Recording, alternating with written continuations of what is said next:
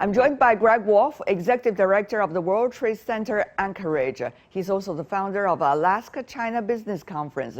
Good to see you, Greg. Tell me more about how you've been, working on this issue. When did it start?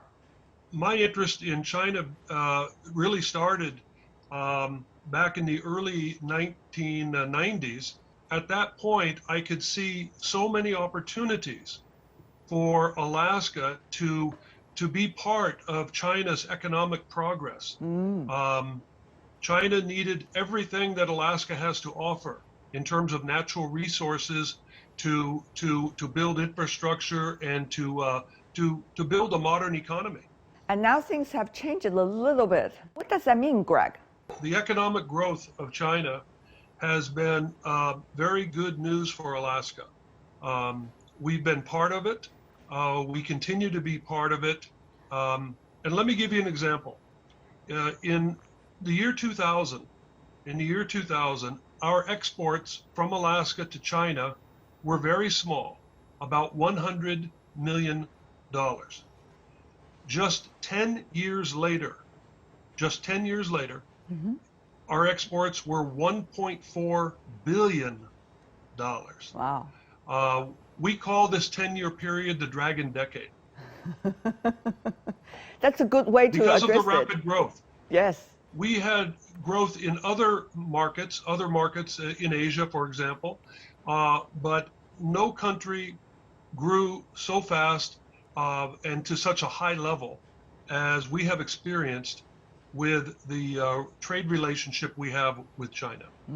There are a lot of talks about, the U.S. has a lot of priority to deal with, pandemic and many other things, and therefore cannot focus that much on China-U.S. relations. But others argue, like you, say this should be the priority because our community is being influenced. What do you make of these two arguments? The United States and China and the whole world has had to deal with the global pandemic of the coronavirus. But in terms of the trade situation between our two countries, I've been involved in international trade for more than 30 years. And in my experience, there is no winner with a tariff war. I think it's sort of a lose-lose situation. It's not beneficial to the business community and the consumers of China, and it's not beneficial to the business community and consumers of the United States. So I'm surprised that this tariff situation has gone on for as long as it has, and I'm hoping we have a chance to restart.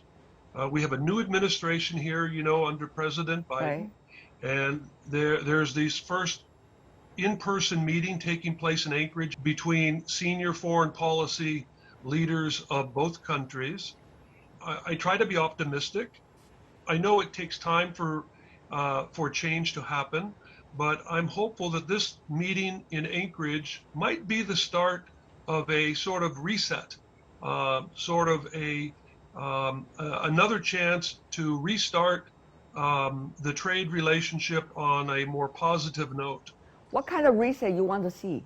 So I'm hoping that we can have a different tone. We can sort of cool down the temperature between the two countries and find things that we agree on. Find some grounds that we can agree on and work on together. Yeah. And then maybe it might set the stage or set the foundation to make other changes to bring sort of trade normalization back to where business people on both sides can make business-based decisions and not have to worry about things like tariffs and other trade restrictions. I see. A lot of people have been joking about this. First of all, Alaska, Anchorage, what a great place to meet. It's both meeting halfway, isn't it, in terms of distance?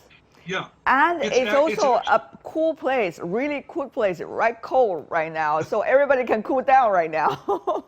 Yeah. So maybe everyone will cool down. Good point. Today was a beautiful sunny day, but a little bit cold. But Yeah, you're right. Exactly. It's exactly halfway. It's almost exactly halfway between Exactly. Washington D.C. and Beijing. Yeah. And that, by the way, that location, that midpoint location between Asia and the continental United States, is why the Anchorage International Airport is one of the top 5 airports in the world Yes. for air cargo, for the movement of cargo. And in the case of Anchorage, a lot of that traffic going back and forth across the Pacific, much of it heading toward China and from China, Yes. is what's driving the growth of our airport. I know the Chinese team have been preparing much, both having their vaccines in order to travel and also to prepare for the winter wardrobe. If you give us some Right. advice, one day ahead to them, what would they wear and what do they need to carry? What are some of the necessities? What would you say, Greg? Well, I think if they come in the summer, we have a very beautiful summer. It will be fairly cool compared to, say, Beijing, Yeah. or, But or, now? or, or even Shanghai.